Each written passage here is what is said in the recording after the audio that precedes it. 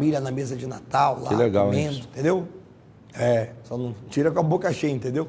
Mas aí você vai registrar esse momento bonito, tá? E isso vai ficar marcado para toda a sua vida. Feliz Natal, Deus abençoe e até o nosso próximo encontro.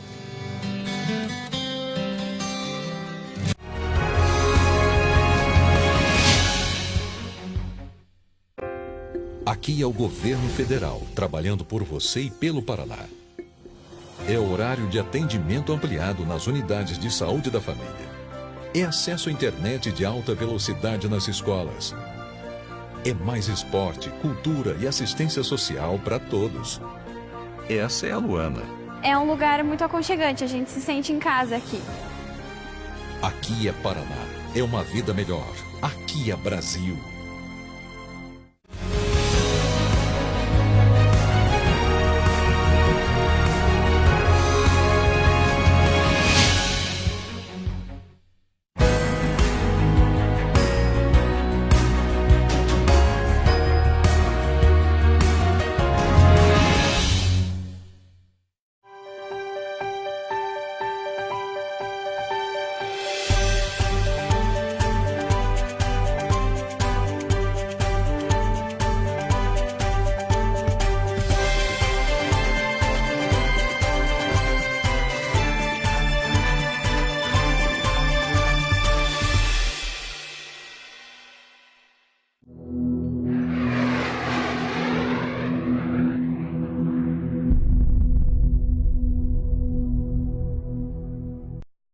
Polícia Federal indicia Lula, Palocci e mais 2 pessoas por doação a instituto. O presidente Jair Bolsonaro sanciona com vetos projeto que endurece a legislação contra o crime. Um menino de 10 anos morre após ser atacado por 6 cães em São Paulo. E você vai conhecer iniciativas que incentivam o consumo de produtos sustentáveis. A ideia é diminuir o lixo e aumentar a qualidade de vida das pessoas. Agora no Mundial News.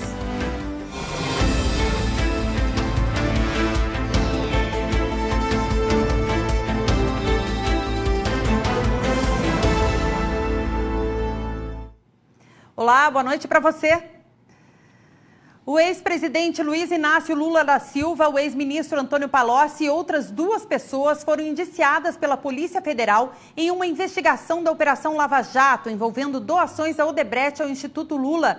Segundo a PF, foram registrados repasses no total de R$4 milhões da Odebrecht ao Instituto Lula entre dezembro de 2013 e março de 2014, tendo como origem os créditos da conta de propinas materializada em uma planilha gerenciada por Marcelo Odebrecht. A Polícia Federal concluiu o inquérito na segunda-feira. Lula, Palocci, o presidente do Instituto Paulo Okamoto e Marcelo Odebrecht foram indiciados por corrupção e lavagem de dinheiro. O presidente Jair Bolsonaro sancionou hoje com vetos o projeto de lei conhecido como Pacote Anticrime. 25 artigos vetados para, segundo o presidente Jair Bolsonaro, garantir mais efetividade ao sistema penal brasileiro. O texto final combina trechos das propostas elaboradas por uma comissão de juristas, encabeçada pelo ministro Alexandre de Moraes, do Supremo Tribunal Federal, e parte do chamado Pacote Anticrime, apresentado pelo ministro da Justiça, Sérgio Moro.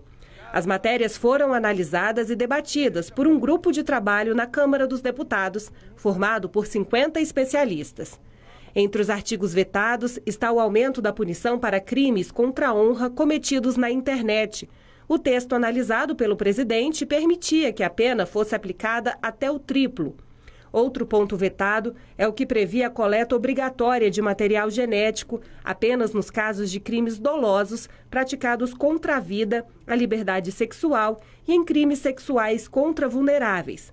Segue valendo a proposta para todos os crimes hediondos. Foi vetado também o aumento da pena em crimes de homicídio, quando o criminoso usa arma de fogo de uso restrito ou proibido. De acordo com a justificativa do veto, o texto poderia causar insegurança jurídica a policiais e outros agentes de segurança. E por meio do veto foi garantida a participação em celebração de acordos de entes públicos lesados no caso de processos de improbidade administrativa. O texto principal sobre o chamado juiz de garantia foi mantido. O magistrado responsável pelo processo criminal não poderá ser o mesmo a determinar a sentença do caso. Em nota, o ministro Sérgio Moro disse que o Ministério se posicionou pelo veto ao juiz de garantias, mas destaca que o presidente acolheu outras sugestões feitas pela pasta e que o texto sancionado contém avanços para a legislação anticrime no país. Os vetos foram justificados em mensagem encaminhada ao Senado Federal. As razões também foram publicadas no Diário Oficial da União. O Rio de Janeiro termina 2019 com um recorde de transplantes. Foram 304 doações este ano. De acordo com o Programa Estadual de Transplantes, até então a melhor marca havia sido registrada em 2015, com 303 órgãos captados. O Rio já esteve entre as piores posições de transplantes do ranking nacional. A meta da atual administração é fazer com que o estado esteja entre os 4 maiores do Brasil em 2020. Além disso, a expectativa é zerar a fila de transplante de córnea até 2022, com um investimento anual de 25 milhões de reais. O aporte vai contribuir para a capacitação de mais profissionais, ampliação no número de organizações de procura de órgãos no estado e maior integração entre as diferentes redes. Confira agora o que foi notícia em todo o mundo nesta quinta-feira, é o nosso Giro Mundial.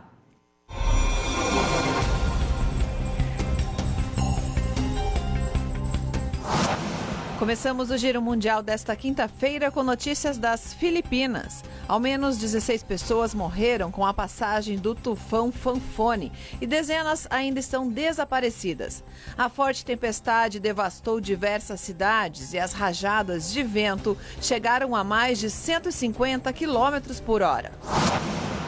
Com notícias da América do Sul, um incêndio florestal em Valparaíso, na costa do Chile, obrigou moradores a deixarem suas casas. O fogo afetou as partes altas da cidade e ao menos 60 casas foram consumidas pelas chamas.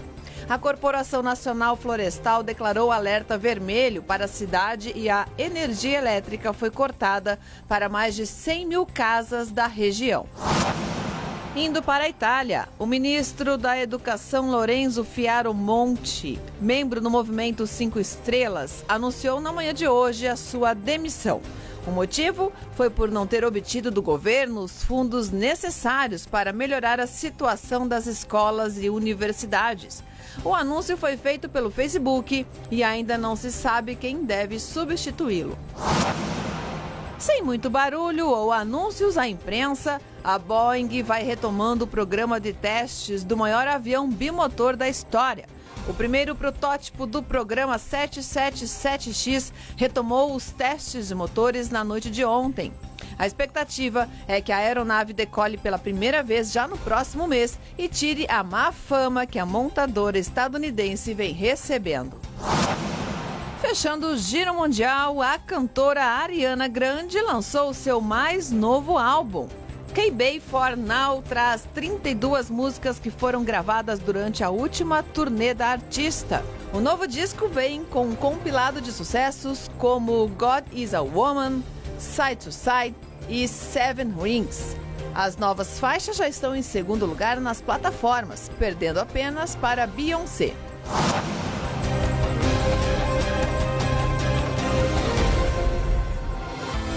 Depois do intervalo, a morte de uma criança de 10 anos atacada por cachorros em São Paulo. Até já.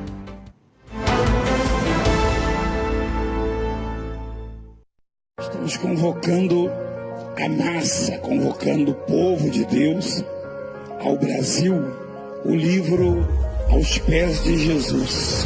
Queria apresentar a importância deste livro. É um livro pequeno, né, de leitura fácil. O ideal seria você ler todos os dias esse livro. Então você leia todos os dias, pequeno e gigante ao mesmo tempo, pelos ensinamentos. E você pode comprar esse livro por esse valor de R$10, tá bom? Então é isso. Quem quiser adquirir, porque muita gente vai querer, e tem realmente mudado a vida das pessoas. Você vai ler e vai falar, agora eu sei por que Deus ouviu, Deus deu a vitória. Aos pés de Jesus.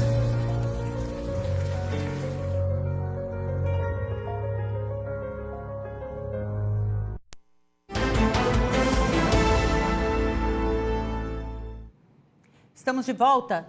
Um menino de 10 anos morreu ontem, na tarde de Natal, depois de ser atacado por 6 cães dentro de uma empresa de ônibus em Cidade Ademar, na zona sul de São Paulo. Ele tentava pegar uma pipa quando foi atacado. Um rapaz de 20 anos tentou socorrer a criança e foi mordido na perna. 4 vira-latas, um pitbull e um rottweiler atacaram o menino. Antes de a polícia chegar, moradores tentaram, sem sucesso, afastar os cães com paus e pedras. Quando a polícia chegou, atirou para afastar os cães. Durante o atendimento, a criança e os cachorros tentaram atacar novamente. Os policiais atiraram e 2 animais foram sacrificados. Um terceiro ficou ferido. A polícia disse que não encontrou nenhum dos responsáveis pelo terreno. A Diretoria de Divisão de Vigilância de Zoonoses da Prefeitura da capital informou que mandou uma equipe para resgatar os animais e que o proprietário pode ser multado se forem confirmados os maus tratos. A Polícia Civil investiga um acidente envolvendo um carro de luxo em Curitiba, no Paraná. Na madrugada de domingo, o motorista bateu o veículo contra um poste e sofreu ferimentos leves. Câmeras de segurança registraram o carro passando em alta velocidade pela rua antes do acidente. Outro vídeo divulgado em redes sociais mostra o mesmo carro fazendo manobras arriscadas. O motorista do carro foi identificado e tem passagens policiais por dirigir embriagado e por conduzir veículo com carteira suspensa. O delegado Leonardo Carneiro, que apura o caso, informou que investiga se os vídeos são de dias diferentes ou se o mesmo motorista praticava manobras perigosas no mesmo dia do acidente. A Polícia Civil do Rio de Janeiro afirmou hoje que identificou os veículos usados no ataque incendiário à produtora do canal de humor Porta dos Fundos, na madrugada de terça-feira, no Rio de Janeiro. 4 homens saltaram de um carro e de uma moto e atiraram 2 coquetéis Molotov contra a fachada da produtora, que fica no Maitá. As placas dos veículos foram anotadas e os proprietários serão chamados para depor. Os investigadores não acreditam que o incidente foi um atentado terrorista. O subsecretário operacional Fábio Baruch disse hoje em coletiva que o caso está sendo tratado como tentativa de homicídio. A Delegacia de Repressão de Crimes de Internet também foi acionada para ajudar a chegar aos autores. O governador do Rio de Janeiro, Wilson Witzel, se pronunciou sobre o ataque. Disse que está acompanhando as investigações e que é contra toda forma de violência ou intolerância. Houve danos materiais no quintal e na recepção do prédio. O fogo foi contido por um segurança. A avaliação de integrantes do grupo é de que, sem a ação do vigia, todo o prédio teria sido incendiado. Difícil fugir do consumismo agora no fim do ano, não é? Mas tem muita gente consumindo e produzindo artigos sustentáveis. A ideia é diminuir o lixo e também proporcionar mais qualidade de vida para as pessoas. Repensar nossos hábitos de consumo pode mudar a maneira como causamos impacto no meio ambiente. Questões como essa movem o trabalho da Eduarda, que trouxe para Curitiba, no Paraná, um projeto que tem como conceito o termo lixo zero. As lojas já estão... Elas vêm de um histórico de viver com muitas embalagens. Então esse é um dos principais pontos. Recebimento das mercadorias, o repasse para o cliente, sempre voltado para o foco de produção e geração de muito lixo. E o conceito da loja Lixo Zero vem para romper um pouco quase totalmente essa estrutura já pré-estabelecida. Então a gente tenta reduzir o maior número de impressão possível em relação à geração de papéis, cartão, flyer. Nosso formato é super online. As próprias embalagens a gente reentrega para os fornecedores tudo que eles trouxerem de produtos e embalagens que sejam além da venda, né? Então eles trazem, a gente ou reutiliza ou devolve. Produtos como estas escovas feitas de bambu estão ganhando mais espaço no mercado. Estes produtos têm como proposta durabilidade e reaproveitamento, indo totalmente na contramão do descarte massivo de lixo na natureza. Na loja de Lixo Zero, a gente vê de tudo um pouco. Tem produtos de comunidades indígenas, joias naturais, canudos de inox, talheres de madeira, cosméticos naturais e até arranjos. O foco é não utilizar plástico nos itens e também nas embalagens. A gente acredita que o produto em si, como as cerâmicas, os acessórios, as cestas, eles já existem no mundo, a gente não reinventou a roda. Então, os produtos são as mesmas coisas. O que a gente traz é essa discussão, né, do por trás do produto. Então, só poder conversar com os clientes e ter essa ponte de acesso é o que a gente acredita, essa educação por trás de cada venda. Essa é a segunda loja no Brasil que utiliza o conceito de não gerar lixo. Os produtos são embalados em saquinhos de pano, feitos a partir de resíduos da indústria têxtil.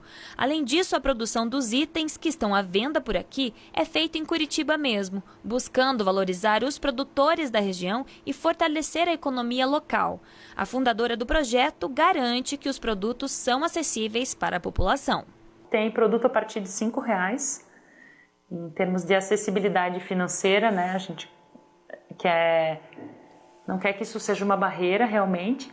E através do conteúdo, eu acho que as pessoas vão acessando e tomara que se dissemine cada vez mais, né? Não é só uma ideia que custa caro, e sim uma ideia que transforma o cotidiano das pessoas. A movimentação para uma sociedade mais consciente e sustentável faz parte da busca por mais qualidade de vida, pensando no bem-estar coletivo e na saúde do nosso planeta.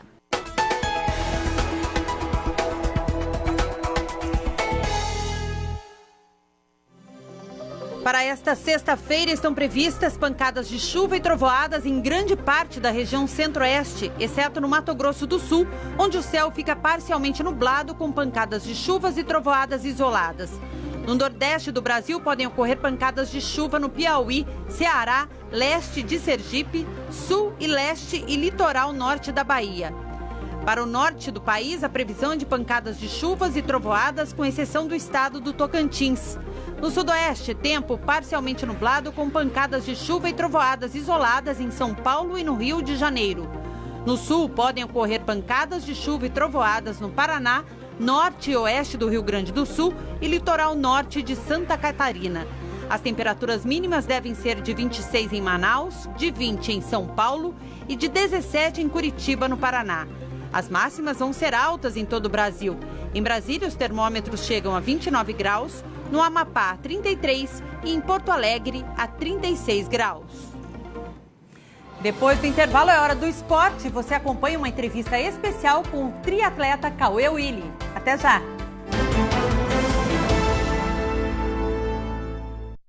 No dia 1º de janeiro, você confere aqui na Rede Mundial os fatos que marcaram 2019 no Brasil e no mundo. Relembre os principais acontecimentos na política, economia, no esporte e ainda as lamentáveis tragédias deste ano que jamais serão esquecidas. Não perca, é dia 1º de janeiro às 7 da noite.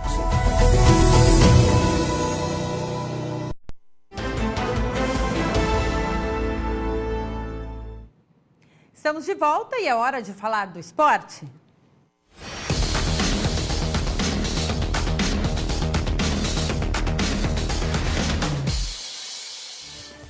A jornalista Marina Prota traz pra gente uma entrevista especial com o triatleta Cauê Willy, medalhista pan-americano. Confira!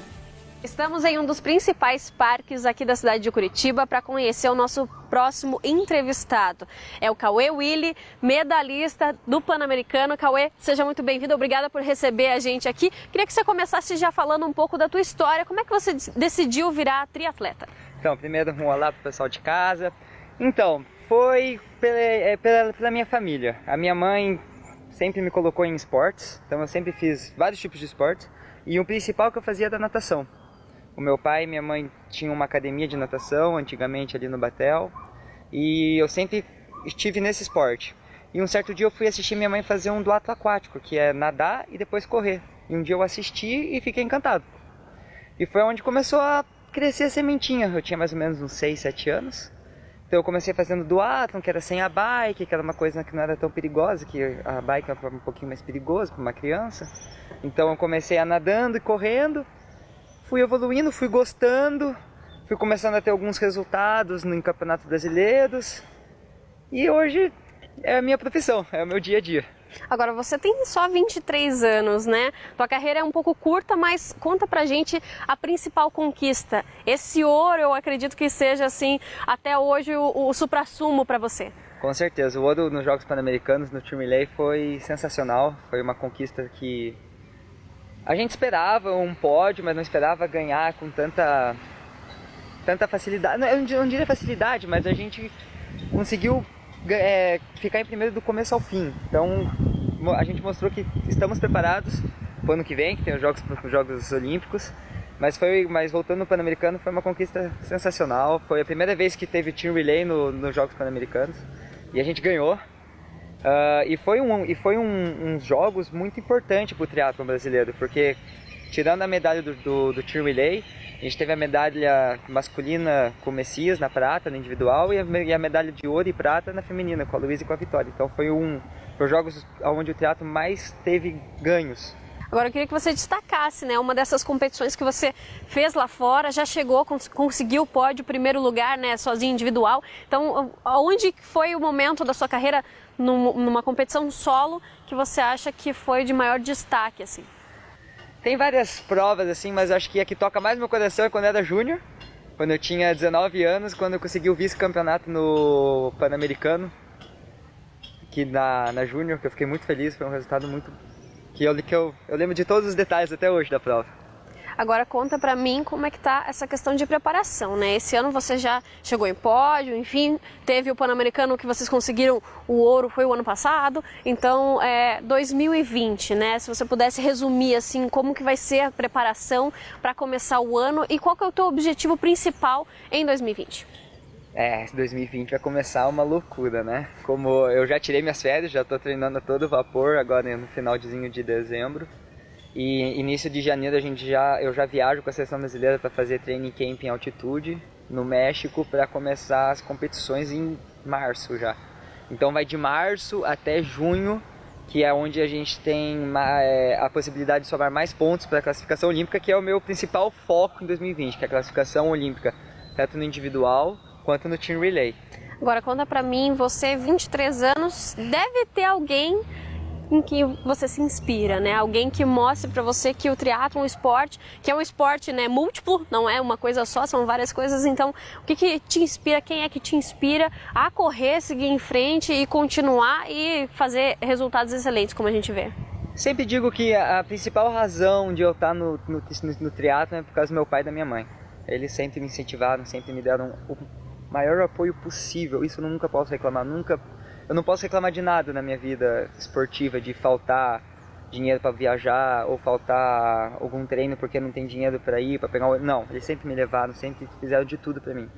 Então eu acho que eu me espelho em trazer orgulho para eles, trazer um bom resultado, mostrar que todo o sacrifício que foi feito antigamente valeu a pena hoje em dia. E também o meu técnico Homero, que já foi técnico do Judaci Moreira, aqui de Curitiba, tem 2 Olimpíadas nas costas, e hoje em dia o meu principal motivador. Ele que me motiva a estar lá, ele que me motiva sempre a querer mais, a buscar mais. Então acho que são essas 3 pessoas que estão no meu coração quando estou muito cansado. Eles vêm e falam, não, bora, você consegue, é mais um dia, mais uma batalha. São eles, essas 3 pessoas. Não, é uma história incrível, eu agradeço por compartilhar com a gente um pouquinho da tua história, né? Pouquinho dessa trajetória. Você é tão jovem, então tem ainda muito pela frente, muito a conquistar. E nós, brasileiros, temos orgulho, né, de ter um triatleta que já vem despontando e trazendo um ouro importantíssimo, como você disse, no Pan-Americano, e agora que vem as Olimpíadas, né? Sim, que vem as Olimpíadas e que dê tudo certo. Queria que você deixasse uma mensagem para o pessoal que está em casa, assim, uma mensagem de que vale a pena fazer o esporte, vale a pena correr atrás na vida, no esporte, enfim, tudo. Claro, vale a pena. Então, pessoal, eu acho que é isso. Se você tem o apoio da tua família, se você tem alguém que você veja e você quer lutar por ela, que ela mora no teu coração, faça de tudo. Vença todas as barreiras. A vida não é fácil, todo mundo sabe que a vida não é fácil, mas não é impossível. O que você quiser, trace uma meta e busque, que um dia vai dar certo. Tá, então vocês conheceram a história do Cauê. Agora no Jornal Mundial News a gente traz várias histórias por aqui. Vocês vão conhecer muitos atletas aí. É isso aí, Cauê, nada é impossível. Você em casa sabe que pode acompanhar o conteúdo do Mundial News pelas redes sociais. No Facebook, procure por InterTV. No Instagram, o nosso endereço é @RedeMundialOficial. Uma ótima noite para você e até amanhã.